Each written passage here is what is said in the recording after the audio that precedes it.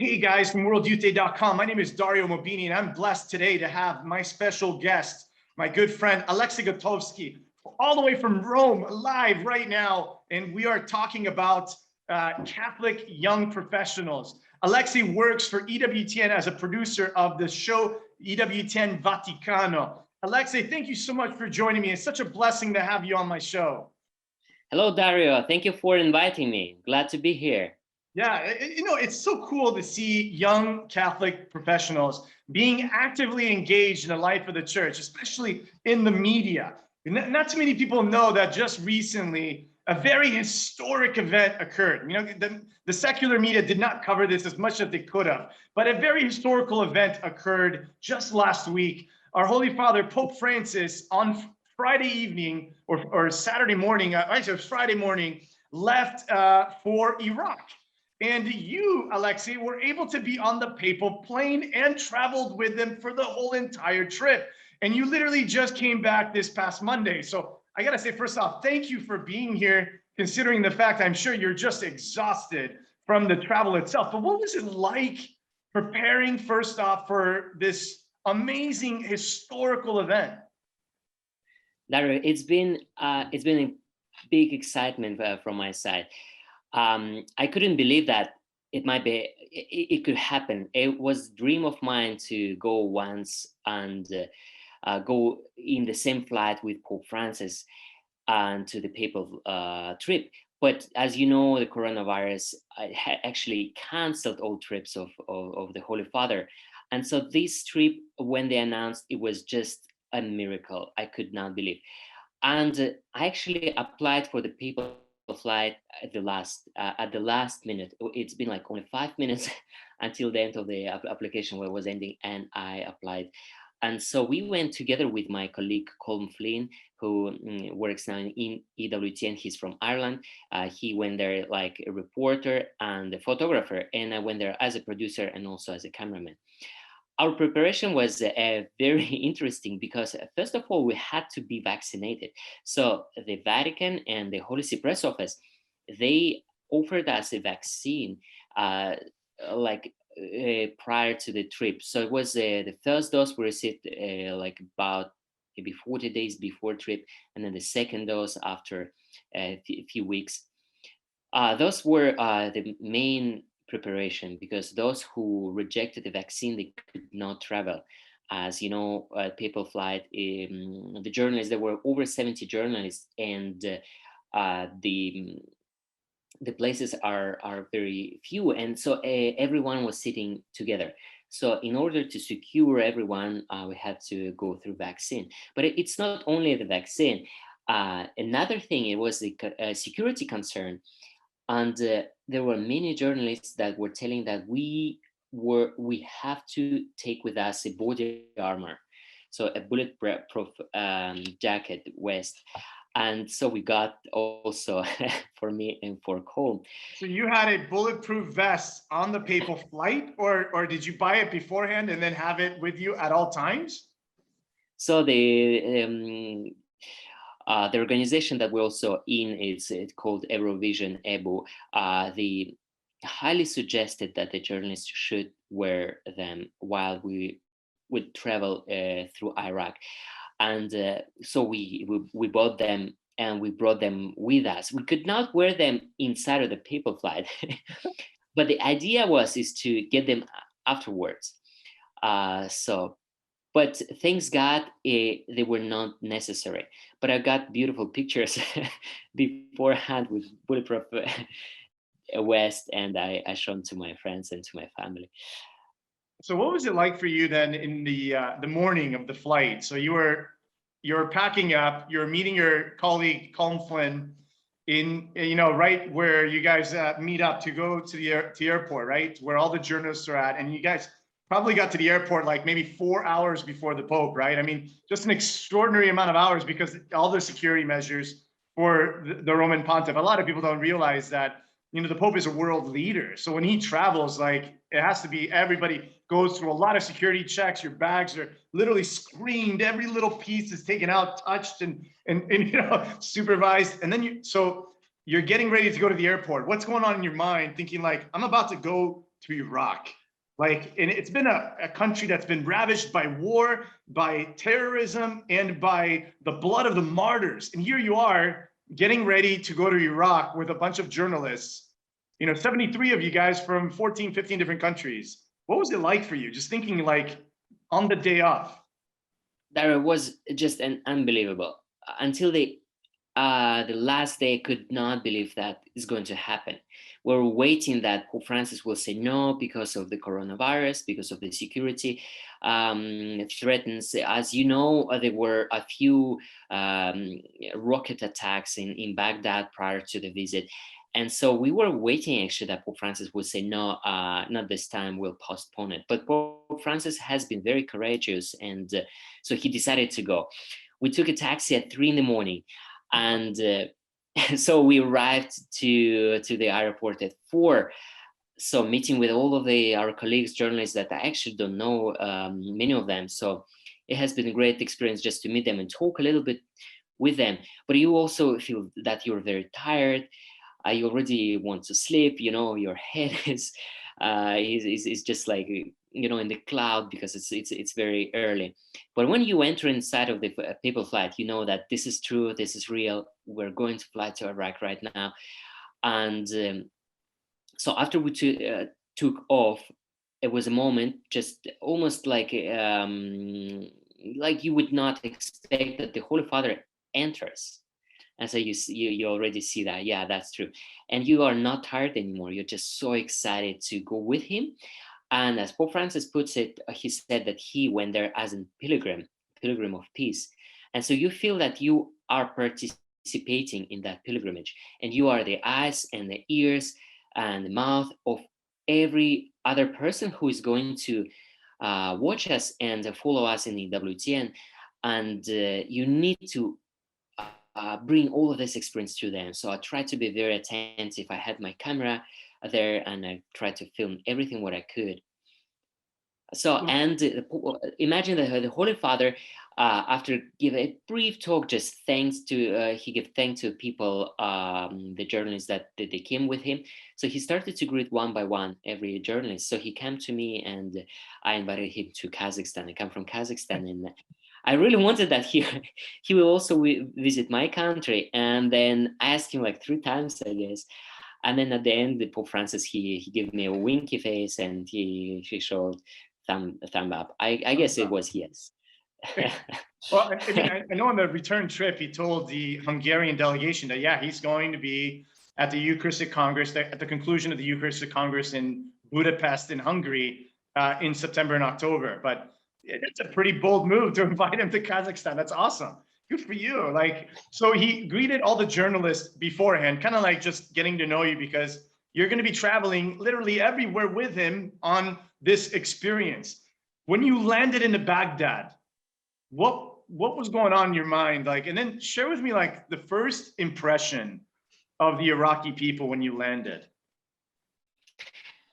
You hear music, you hear music, you see a lot of military, you see palm trees, and the color is a little bit different because sun is stronger in Iraq than in Rome. So everything is yellow and very strong, and we have to rush. We had to run because there were just a few moments before Pope Francis would go out from the flight, and all journalists, they just ran. And so that was the first impression, to see also the Iraqi flags together with the Vatican flag that were waving. That was quite impressive to see that. And then, so for those of you who don't know, what happens when the journalists are on the papal flight is that they have to disembark the plane on the back, so that only the Holy Father and his entourage will disembark the flight in the front. So the journalists get out really quick so that they can set themselves up to get the right shots and to get the right video angles, right, to fight in there. And then immediately you guys were ushered to another site. I mean, it must have been just chaotic, just to go from site to site to site to site. But what was it like seeing the people? Like, because that, I think, to me, seeing the videos that you guys shot, and I enjoyed every video that you guys did. And of course, my favorite has been always the summary overviews of like day one recap, right? And I know some of the videos were thanks to Vatican, news and Vatican media, but it was so nice to also hear the commentary from EWTN staff.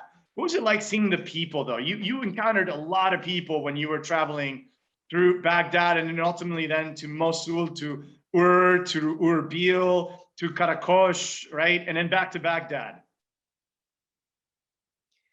Dario, that's a great question, because actually it was very hard to meet real people. Imagine the high security concern, very high. A country that is still fighting, in the country that the fight is a normal thing, and you go through Baghdad and you can count like up to 20 tanks that are inside of the city. Then you see everywhere military. You see machine guns. You see just highly, heavily, the presence of military is very heavy there. And so imagine that it was impossible for us to go out at the first day, So we were brought to the hotel, which was also highly protected. So it was impossible to go out, which we really wanted. But thanks God, for example, the drivers. And I got to know a driver, and we became friends. Now we're chatting in WhatsApp. His name is Ali. And there is a beautiful, beautiful moment, actually, thanks to Colin Flynn, my colleague, who captured it. When I asked Ali about his ring, he has a ring, and I asked him, "Oh, what is this ring? It's beautiful." And he just took it out and he said, "Hey, this is a gift for you." Wow. I could not take it because as such a great gift, I could not take it. But he was insisting, so I did not take it. But I was very, very touched by generosity of these people. And so that was one of the, what you could see is generosity, and was from just bus driver, that doesn't know you. And another beautiful moments were when we went to Baghdadi Cathedral, which was Syriac Catholic Cathedral, with a meeting with the religious people there. So we had just like a few moments to talk with the religious there. You could see that these people have lived through many, many difficult things, but it was just, tears of joy when the Holy Father entered to the cathedral. They started to sing and also to shout. They are Arabs. They're very, they're very expressive, and so they start to shout. And I also had tears that were coming to my eyes. I was not crying, but I would just feel that emotion. You could think about, imagine that just a few years before, 48 people were killed at the same cathedral. 48, between them also men, women, religious, and priests. And now those who survived went through all of this, kept faith alive. They were welcoming the Holy Father there. Such a great gift for them to have the Holy Father, to whom they are so loyal to be there among them. So that's been a very touching moment. And outside there were also kids who were in the school, and they were looking through the window. And so they were all the time shouting, "I love you, I love you." And they were so happy to see the Holy Father. And so that moment was one of the highlights. And there were another moments as well. For example, in Karakosh, while Pope Francis were giving his speech, as you told, that the journalists they have to run all the time from one place to another. And in fact, Pope Francis, when Pope Francis is concluding his speech, that was the moment when we had to run. But I have seen that the door was open of the church, and I sneak out with my colleague Colin Flynn. That was the moment when we really met Iraqi people.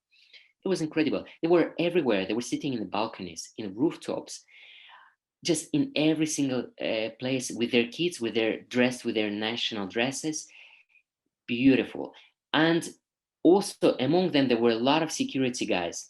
And there is a famous now in a tweet that Colin Flynn did, which was one security guard that started to approach to Colin, and he was thinking that the security guard is going to shout at him because we sneak out from the door. But instead, he was offering him a cup of tea. And so that was just a great moment. And again, you could see the generosity of the people. How they were happy to be there, but also reality. We have seen children playing just with or around military, who had the grenades and machine guns around them. So imagine that for them it's just a daily life to do that, like to play around. I don't know. I don't remember myself being a child playing with the soldiers, but for them it's the reality. Wow. And then from there to travel to Erbil to be at that beautiful mass at the stadium, right? What was it like seeing so many people? So with the COVID restrictions, with all the things that are going on in the world, very rarely do we see large gatherings. But when the successor of St. Peter shows up to Erbil, a city that was literally on the brinks of being destroyed by ISIS, and yet the archbishop there, who kept the faith strong with the other Christians who prayed daily, that it almost, in a sense, it almost reminded me of the town of Nineveh. How that also, through the story of Jonah, that the town of Nineveh will be destroyed. I'll pray that the Lord will protect the town of Nineveh, or we'll all do penance and so on. And here's Erbil, beautiful city, very very young city. It has a Catholic university there, started by Archbishop there. Is it Warda? Yeah, Bashar Warda, Archbishop Bashar Warda, yeah. Yeah, and then all of a sudden it's like, here comes the Holy Father. What was it like seeing that mass? I can't even imagine. I almost thought to myself, seeing it on TV from the United States, that reminded me of like a World Youth Day. Like, it was just young families, youth, gathering together with some of the leaders of the local area, celebrating mass, and seeing the Pope Mobile going around, and young people and young children literally running behind it. What a beautiful vision. That was exactly also my feeling, that it was a World Youth Day. A lot of young people there, a lot of joy, children. People were shouting, clapping, running behind the Pope Mobile. The Pope was very happy. Finally, he could go out and meet the people, after 1 year of the COVID quarantine. Also, interesting thing in Kurdistan, that they had slightly different COVID restrictions, and so restrictions are not so heavy as in other parts of the world, and so that actually made that event being so big, and allowed so many people to come and participate at the final mass. Pope Francis was making his road, and it was just the shout of joy and clap and flags waving, and it was unbelievable to see it, and incredible. I was instantly thinking, as you said, that it was a kind of a small World Youth Day, or a moment of World Youth Day in Iraq. Maybe one day we'll have World Youth Day in Iraq. Who knows? I don't see why not. I mean, ideally, like, a lot of people have these mentalities, these ideas that World Youth Day goes to places that can afford it, but it's not really about that. It's more about where the hunger is, where the transformation occurs. Because every time there's a World Youth Day held in whatever city it is, look at the aftermath. Look at how many vocations come from that. Look at the presence of the successor of St. Peter, and that encounter we had with Christ Jesus through him will change the many hearts of all those who attended. I can't even imagine, like, thinking like, okay, so the Holy Father has shansia, right? And which is like kind of like a very painful, thing on the back, is like the discs are rubbing off on each other. So he's got that. And, he had to cancel several things in December and January. But when he's in Erbil at that mass, I can see that he's in a little bit of a pain, but he smiles. And because the joy that he sees from the participants that are present there, I thought to myself, as he mentions this before his trip, that I'm going as a pilgrim of peace.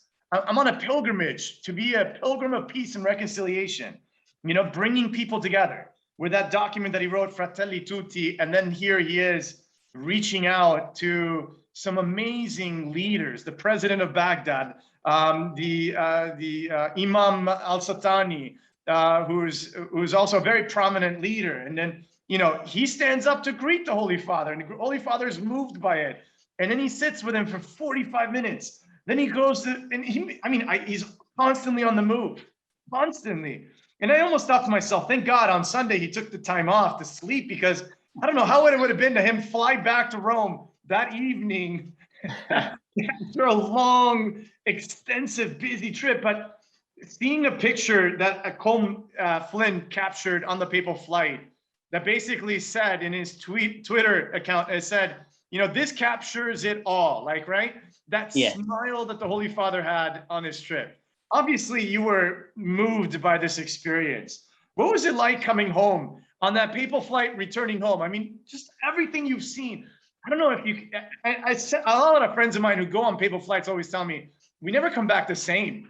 Like, because coming back is like, yeah, I'm back in Rome now, but wow, like I have seen things that will never leave my memory ever in my whole life.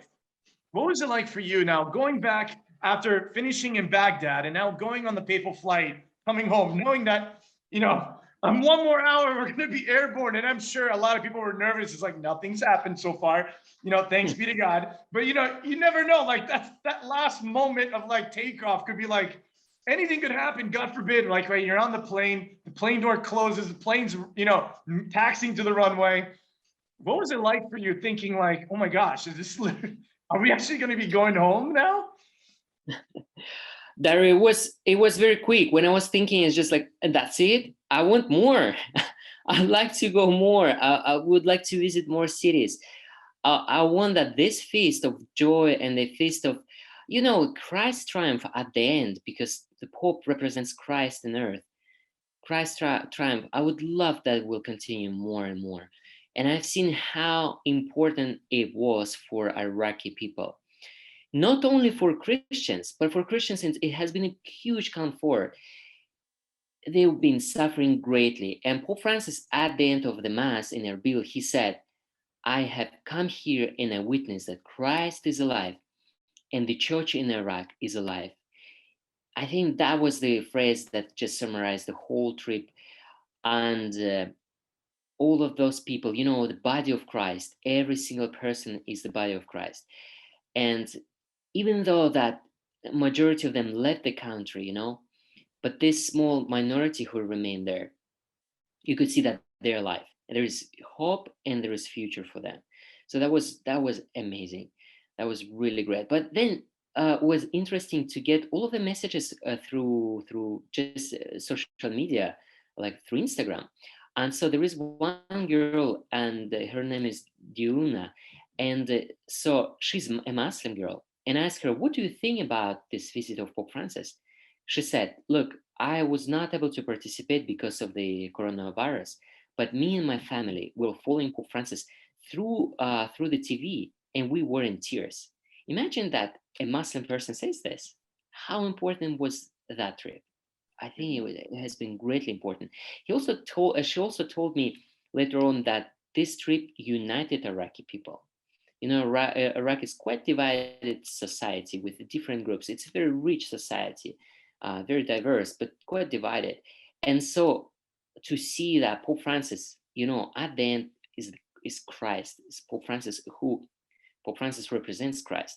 Christ who unites people, Christians, Muslims, Yazidis, every other kind of religions united there.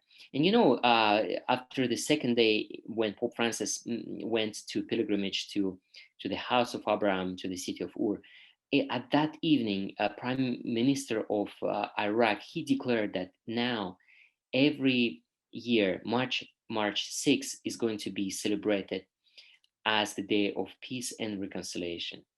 Isn't that incredible? I think it's just, you could see already the fruits of that visit. Yeah, like the apostles who went out and journeyed and brought the faith to all the parts of the world, and how that changed the world. Here we see the living history of the church with the successor of St. Peter, the vicar of Christ, who brings the joy of the resurrected Lord to an area that needs it the most. What a beautiful experience you underwent, Alexey. And then just the thought that this experience will remain with you for the rest of your life. I mean, I can't even imagine the joys of, I'm sure it brings a renewed enthusiasm for bringing more of this joy to the rest of the world, especially for what you witnessed as a journalist, to be able to say, I want more people to see what I saw, because sometimes it takes us to be broken to be able to see the joy of others and to be able to appreciate it as the Iraqi people did. I know that, seeing it from the United States perspective, and hopefully one day being back in Rome and being able to hang out with some of you guys and talking more about this, seeing it from on my perspective, I was moved by the fact that everywhere the Holy Father went, you can see that people were definitely embracing his message, that people were listening, people were appreciative. The fact that he took a trip and went there himself was worth more to the Iraqi people than the words spoken from Rome.